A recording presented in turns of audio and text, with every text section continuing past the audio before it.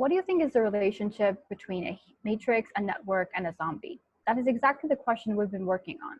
I'm Zahra, and today I have with me Leo, Malaika, and Katie. And this summer, we have been researching a very special type of network called small world.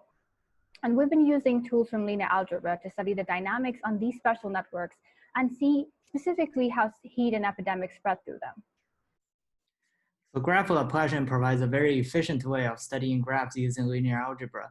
The most commonly used Laplacian, also known as the even Laplacian, is formed by multiplying the incidence matrix to its transpose. The matrix contains very important information about the graph, like node degrees.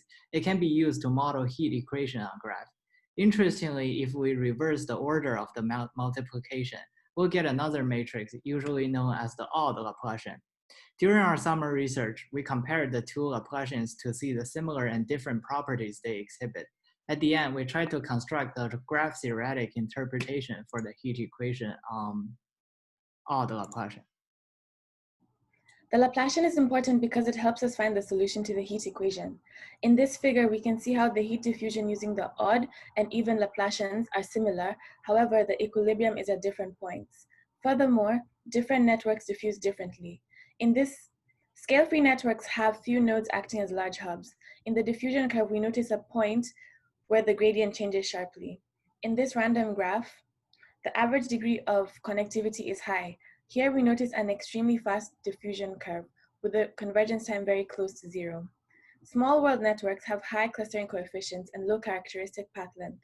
The convergence time shown is slower than the other two and the diffusion is smooth.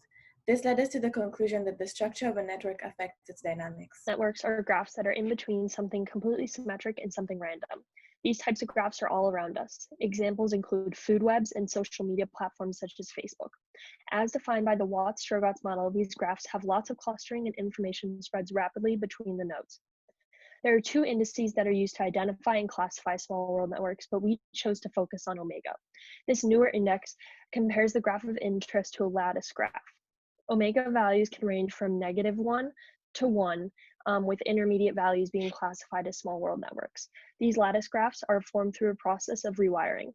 This omega index is much more accurate than sigma and allows for greater scaling, making it a powerful tool for larger networks such as disease modeling.